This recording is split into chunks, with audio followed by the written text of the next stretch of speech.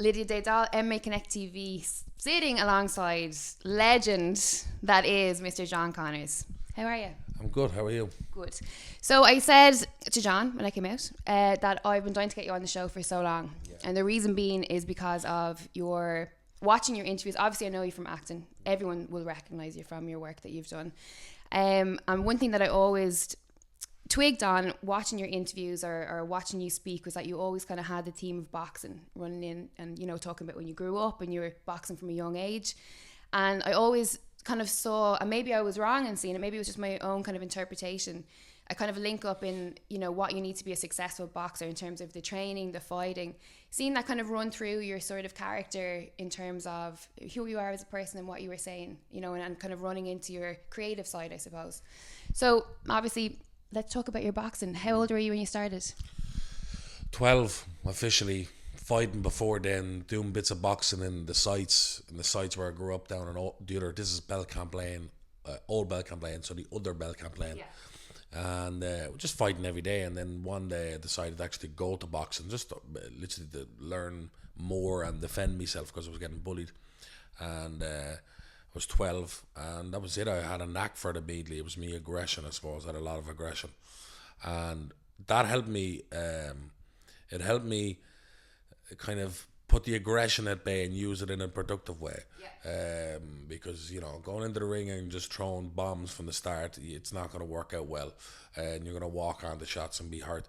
And a lot of that can be said about life, you know. So my trainer was a legend, Joe Russell. He's still over there at Bardler. And what was the club that you were trained at? Darndale Boxing Club.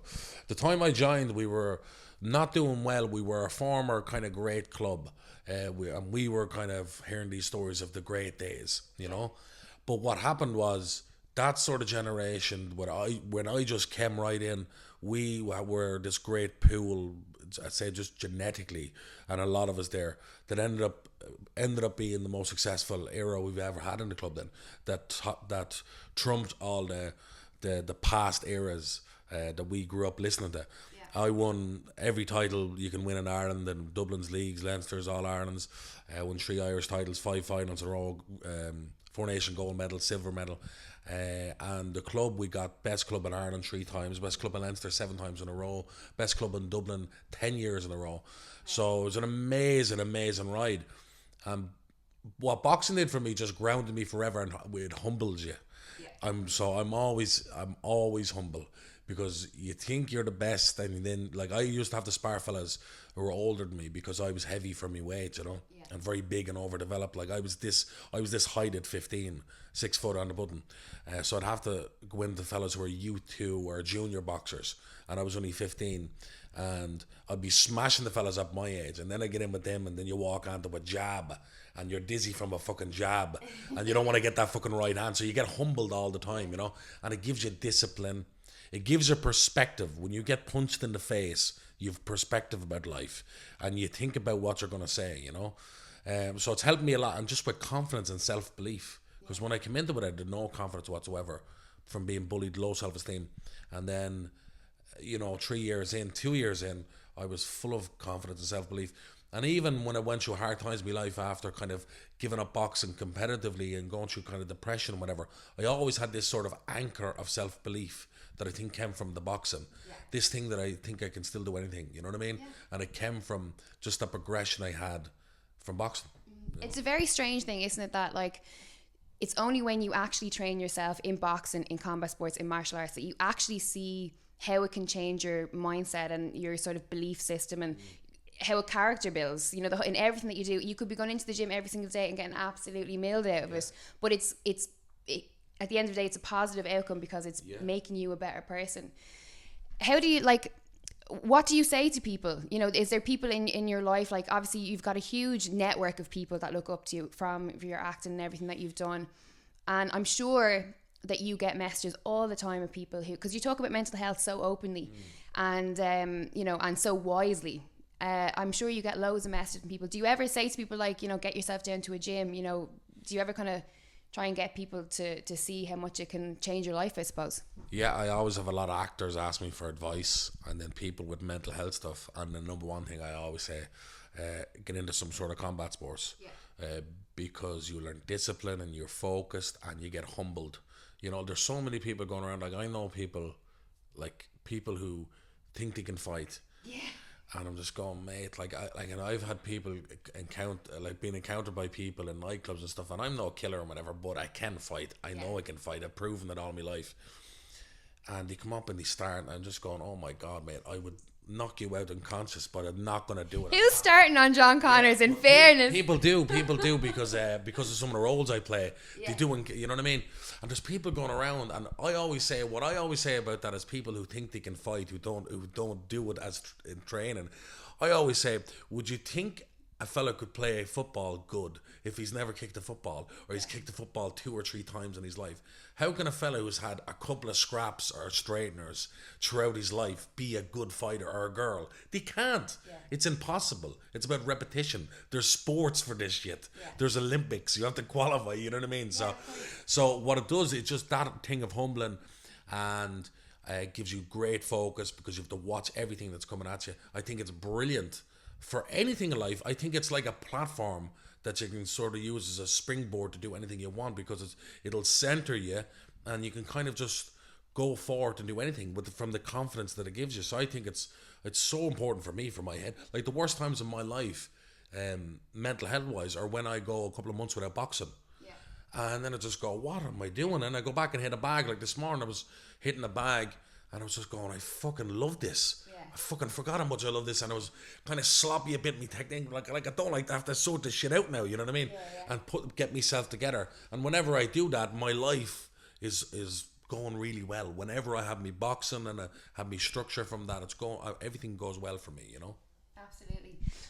I know that I watched a couple of your interviews, as I said, and you spoke about the moment where you spoke about Conor McGregor, and that moment where he, obviously he was getting ready to fight, and there was a moment where you were like, I'll back him from anything. Do you know what I mean? Because it's that sort of Irish pride that you see, and that kind of inspiration. Do you recognise that you also give people that sort of inspiration? You're laughing, don't laugh.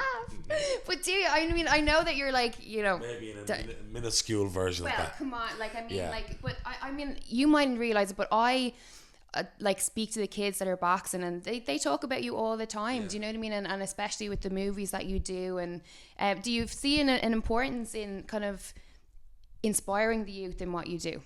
Well, I suppose what I do is I'm deliberately trying to inspire when I'm talking about mental health. That's kind of my thing. I'm not setting out to be a role model in as a whole, because me as a whole, I'm a very complex person, and some people hate me and some love me and some don't really know what to think about me. I've been described as Marmite. I think one of my friends calls me Marmite. So as a whole, I don't know. But with the mental health stuff, I want to encourage people to talk 100%, because we've come to a kind of funny place where we're good now at talking about it, but we're not really talking about it. So that is definitely just a constant sort of goal. So at any opportunity, and when I look at travellers, and I want that for everybody, but when we look at travellers, it's an epidemic, the suicide rate.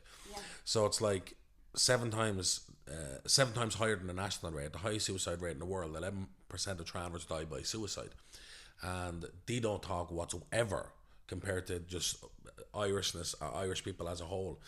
So they know me, they look up to me, or you know what I mean, and they know I'm not just some traveller who is like a half traveller, not really proud of who he is, or they know I'm staunch in who I am. So for me to say it is a big deal for them, and again, just with working class people in general as well. So that's a lot of the great feedback I get just about my career in general and who I am as a person, is that, and I'll continue to do that. Absolutely. I've met so many of your family members that through boxing and different things, and they're great. Brian McDonough. Oh Is that a relation of yours? He was his on first your cousin. And the first time I met him, I was just like, he totally captivated me. He was fantastic. You probably see a different side of him, but all the time that I see him at the boxing events and different stuff, he's always introduced me to loads of different people. There is a certain rawness and a certain fight in people who come from a certain type of background or a non-privileged background. And I talk about this with a lot of the kids from North Inner City Dublin that I interview and stuff. And I think it's what makes them an even more special quality inside and outside of the ring. What do you think that is? Or what do you think that's down to? Well, traditionally boxing has always attracted people who come from poverty because they've had to fight. I mean, if you go back to Jack Dempsey's first 5 fights where he was fighting for food, and then he figured out he was good at it, then he started training, and then he eventually became a world champion, one of the greats. So it's always been attracted to people who have had no options. So it's really as simple as that. Now, if you're talking more specifically with travelers, travelers have it's really fighting is just sort of bred in us. Like 20 years ago though, to be in a boxing club, you'd be slagged by travelers because you were soft wearing gloves. Do you know what I mean? So it's sort of changed now. But if you look at the underage of travelers boxing from like 18 and under, about 50% of Irish champions are travelers. About 50%. Travelers make up 0.6% of the population, right? We've had 9 world senior medals since the year 2000. 6 of them were won by travelers. So that's incredible. Because we are the fighting Irish as a nation. Like if you look at it, Ireland has been in the top 10 best amateur boxing countries for the last decade, and for the most part of that decade have been in the top 5, and everybody else in the top 10 are at least 10 times the population. That's incredible. And then to think traveler statistic within that, it's just mad, you know. So so there's the thing of coming from poverty and whatever, but with travelers it's more cultural, because it's self-policing. We self-police ourselves, So bare knuckle fights that's what it is. It's you don't go to the guards. You have a problem, I have a problem. Let's punch the face off each other. I've done it myself. I've showed fair play and refereed many fights, and so that's kind of our culture, and it's kind of expected of you, whether you box or not. You do it, and it's a thing of it's not you're meant to be better. You're meant to be a good fighter, or you have to be a good fighter. It's not that, but you have to fight. Like, you have to go out and fight. It's no shame in losing. There's some kind of like romance in it or something, or honesty, do you know what I mean? Where it's like, we have this issue, let's settle it, do you know what I mean? And if people were more, maybe, I'm not saying like everyone should get out and like, scrap each other, but if everyone had that level of honesty in their own lives, maybe things would be a little bit better for everyone. Sort out some of the big feuds maybe going on between Dublin people. But no, it's very simple. It goes back to Greek times, bare knuckle fighting, and we're just continuing on. It was an Irish thing. It was always Irish. It was even just anybody out there, any old Dublin staunch working class fellow will say it himself. Like just even back in the 80s and 90s, you'd be going out for a straightener. You know what I mean? Now you might not be fighting just bare knuckle. You might be going all out dirty, but still, it was a one-on-one combat thing, and we just keep it within rules. So it's bare knuckle fighting, and you get a fair play man. So if I get someone who I think will show me good fair play, who's usually a person who's respected in the community and or a good fighter, and he would get his man, and then you go and meet, and that's it. And there's all my fights, I'm friends with all the people who I fought in bare knuckle. Do you know what I mean? And then there is a pocket of sort of families that have just continued doing it for like 50 years, so they're just never going to be friends, and from that comes feuds and stuff, which I don't agree, because a feud is different than a bare knuckle fight. So it's a way of just kind of self-policing, and I love it, being honest. I get more, when I see a new fight being uploaded, I'm more excited, bare knuckle fight, I'm more excited by that than Mayweather Pacquiao. You know what I mean? Like, even more. There's a few that agree with you there. Yeah, that's what, and you see, the thing is, sometimes, a lot of selling people who watch travel fights, they wouldn't appreciate them the way we would, because it's different. Bare knuckle fighting is not about all action excitement, and you do get them fights that there is all action and excitement, and they're generally with the fellas who are not that fit, because they go all gung-ho, But bare knuckle fighting is more about mental strength, and it's about just lasting out, just lasting, because there's no time. Like, we're not going out for 12 rounds here. This could, I had a fight that was an hour and 5 minutes. That was long enough. My brother Joe had a fight on the same day. I didn't fight this day, but on the same day my 2 brothers fought. I had a ticket to go and see Damien Dempsey in the concert hall, and was dying to see it for his new album, Almighty Love, back in 2013. But my brothers were fighting, but I thought they'd be fucking finished by the time the gig came up. And my brother Joe fought for I thought it was long enough. Hour and 45 minutes. My brother Paddy fought for 2 hours and 55 minutes. So you have to pace yourself, and you have to realize this, and you have to think differently, punch differently. You can't keep punching to the head straight on because you might break your hand. You break your hand, you have to hide the fact that you break it, but that won't last long because they're going to see, why is he not throwing it the last few minutes? Oh, and then they'll start throwing the left, and why are you not throwing the right? Oh, and then they'll go all in. So there's this mental warfare that it's the next level from professional boxing or MMA. It really is, So that kind of stuff people wouldn't appreciate, but we do because we see the mental steel in that, Mental steel is right, fucking hell. But have you seen that, like, bare knuckle boxing now, like, fighting, bare knuckle fighting championship is a thing now, it's starting to actually become... It's legal in the UK and in America. There's 2 different organisations.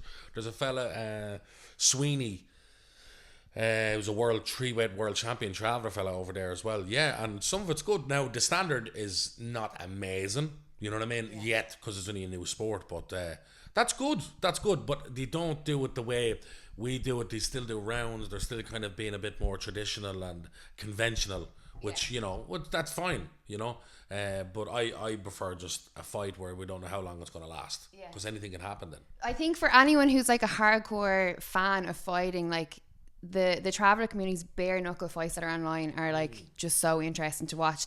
It's like durability, do you know what I mean? You're literally just like, I don't know who's going to take it, and then the fight starts, and literally it's an hour in, and you're just like, the mental strength that, and anyone who fights will be able to understand that, the mental strength of what it must take to know that, you're not going in for it, right, it's three 2-minute rounds or 3 threes or whatever it is. You don't know when it's going to end, and there's a different sort of pressure on it, like there really is, because they want so much to not lose. They want to win so bad. Like when you go, it's a big deal. Like if I'm fighting tomorrow, I'm here in the camp, right, and I'm told by my fair play man I'm getting collected at 11. And we're gonna go, and the location's never set. You just get in the car and you find the location in that moment. So you could end up driving the Cavan, which is what happened to me one time. Seriously. So you could end up driving the Cavan from Dublin just to find the spot. Depending. How does the fair play man get picked? Like how? I choose my fair play man. He chooses his. Right, okay. But from, say he's coming to collect me at 11, from like 8 o'clock that morning, everyone related to me is in this camp, all there to support me. Do you know what I mean? Like, and all giving you advice, and maybe someone else, my brother, will be doing pads with me, and you know what I mean. I'm hydrating, I'm getting all the gels in me, and all this kind of stuff, and they get me bandages done, and you're getting advice, and it's kind of emotional. It's emotional, and then when you go off, everybody's kind of giving you a hug, and and you're doing it for them. So then you have that, and you could have an hour drive to get to the fight. And the nerves is there and whatever, and then you have to control the nerves, and then you go out there, you know what I mean? So it's a different game, but I love it. That's what I love. I love that intensity of it, Yeah, it's deadly. It's very, very cool. You let us know when you're fighting again, will you? Come down, I'll cover it. I'm back training now properly, like twice a day now, because I'm doing a film in July this year. I'm playing Big Joe Egan. Joe Egan was a boxer who'd done like thousands of rounds with Tyson. Mike Tyson never got knocked down, so Tyson called him the toughest white man on the planet. And the book went out of print twice. His book was a bestseller. So I'm that fucking dead ringer for me as well. So I'm training now since the fucking New Year's Day. I actually lost 1 stone since New Year's Day. No, what? Fair play to you. Just 2 sessions a day, and I'm on the carnivore diet. But so July I'm doing that, so that'll be the closest to kind of fighting again. That's a like serious role, like. Yeah, it is. Yeah. Do you know what I mean? It's a brilliant role. It's a great script. Yeah, so it's mad because like when I got into acting, I was like, I'd love to fucking play a boxer, because I'm looking at boxing films and I could see Jake Gyllenhaal did it, and it was like shit. And how embarrassing is it though when you see like actors trying to box? You're like they've no technical ability, but even just the way the fights unfold and the way they're set, everything is set up. It's just like so great. Yeah. And even Mark Wahlberg had the opportunity to, like the fighter, the film. I love the film, and he was technically all right, but he went more ego. And what I mean by that is because he went and got a big bodybuilder shape, real super muscular, and he was real stiff and doing this Mayweather style pads of just all this tapping, and he's not even so he went for total ego there. Whereas Mickey Ward was not that muscular, so he didn't play the character. He didn't have a boxer shape, you know what I mean? So he wasn't great. But Daniel Day-Lewis was the best, I'd say, or maybe Will Smith, who played Ali, but he was playing Ali and he played Ali great. So there hasn't been, they don't do it. And like if you look at the new Creed film, I seen it the other night, brilliant bit of cheese, like just entertainment.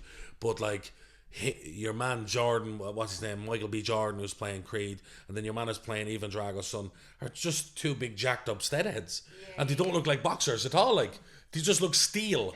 You know what I mean? And they're like, if, in reality, if you were in a boxing ring, you would have no cardio. Like I see fellas who are fat have more cardio than a muscular fella. You know, because I've seen it throughout the years. Like. What's the actor he played the MMA fighter?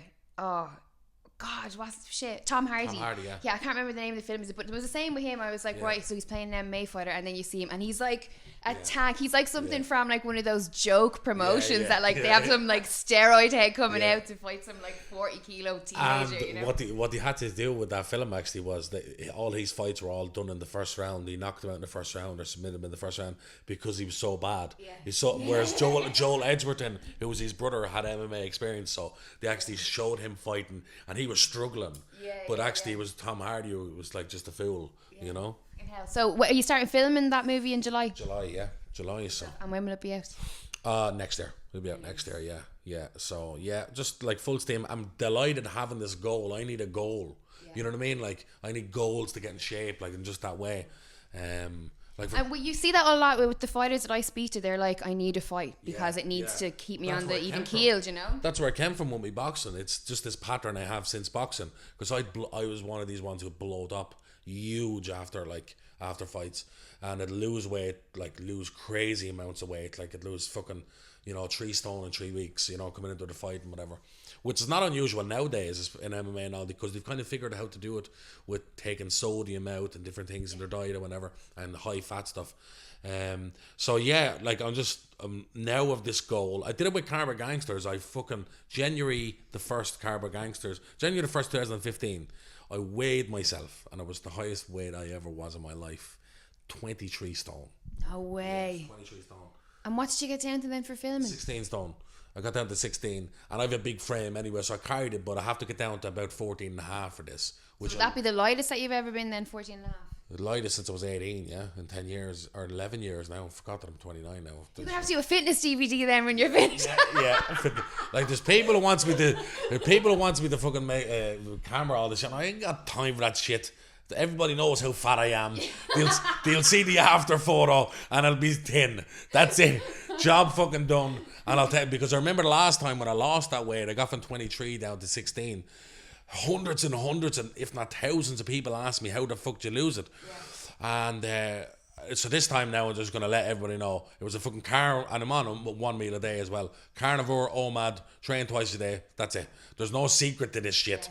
It's just punish yourself. I still won't believe you though when you say that, because people are like, it's the hardest thing in the world. People haven't figured it out, like how to lose weight. It's just like train and eat clean. Yeah, well, I've always lost weight easily, but I've always gained it easily. I'm like an endomorph, so I can lose fat so quick, but I can put it on so quick. You know what I mean? But a cousin of mine, we're only in gym today, and he's like on this buzz with me, and he's heavier than me and younger, and he's lose a lot of weight. And I just said, listen, I told him about Carver Gangsters from 23 to 16, which he'd love to see that. But I told him, I said, the good news about being fat is that you lose weight so quick.